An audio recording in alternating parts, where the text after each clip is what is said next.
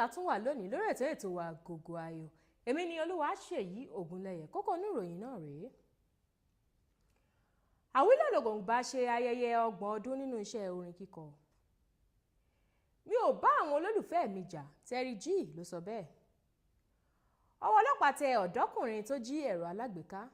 Ẹ wá nǹkan fìdílé ká jẹ gbádùn ìròyìn náà lẹ́kùnrẹ́rẹ́. Gẹ́gẹ́ bí ọ̀kan lára àwọn ìràwọ̀ ilẹ̀ Áfíríkà tó lágbára jùlọ tí ìwé ìròyìn Forbes dárúkọ, olórin àti ọmọ bíbí orílẹ̀-èdè Congo ní AWILO LONGOMBA ṣe ayẹyẹ 30 ọdún rẹ̀ nínú iṣẹ́ orin kíkọ nílẹ̀ Áfíríkà. Ó sì ṣetán láti tún dá àwọn olólùfẹ́ rẹ̀ lárayá pẹ̀lú ọ̀pọ̀lọpọ̀ àwọn orin aládùn lọ́lọ́kan òjọ̀kan. Ọdún 2014 yìí ni ayẹyẹ náà yóò wáyé ní ọ̀nà àrà níbi tí ìkan olórin náà yóò ti fún àwọn olólùfẹ́ rẹ̀ ní orin tuntun tí yóò sì gbé àwo rẹ̀ tuntun táwọn ènìyàn ti ń retí jáde.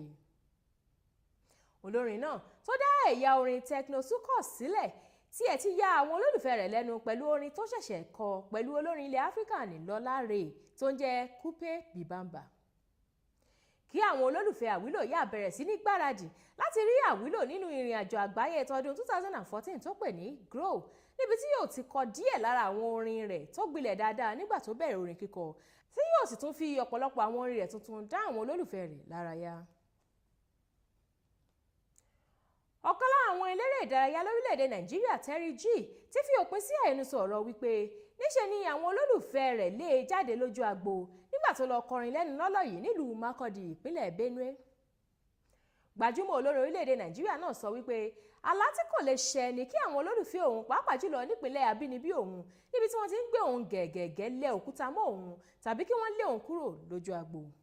Ó ṣàlàyé wípé wàhálà náà wáyé láàrin àwọn òṣìṣẹ́ aláàbò àtàwọn ènìyàn tó wá wòran lọ́jọ́ náà.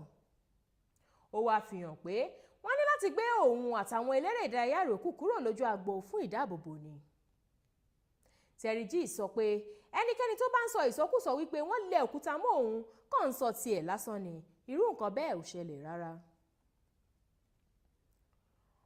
Ọwọ́ àwọn ọlọ́pàá ìpínlẹ̀ Ògùn ti tẹ ọ̀dọ́kùnrin ọmọ ọdún 23 kan, Olúṣùyí Ayọ̀mídé, tó ń gbé agbègbè Àgọ́ Atapila nílùú Abẹ́òkúta, ìjọba ìbílẹ̀ Ọ̀dẹ́dá nípínlẹ̀ Ògùn, fún jíjí ẹ̀rọ alágbèéká BlackBerry méjì nígbà tí ìsìn lọ lọ́wọ́ nílé ìjọsìn méjì ọ̀tọ̀ọ̀tọ̀.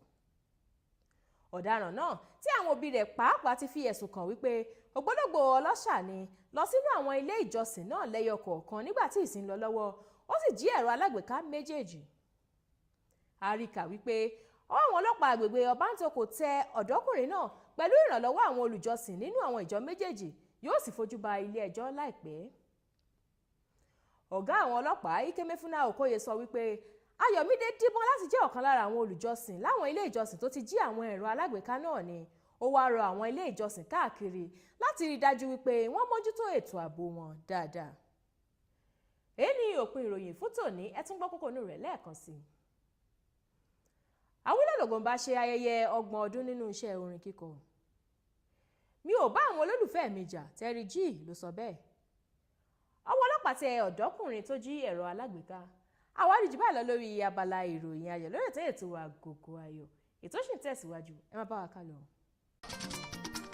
Ètò yìí ló ń rán wa létí èdè àtàṣà wa tó ṣe kókó.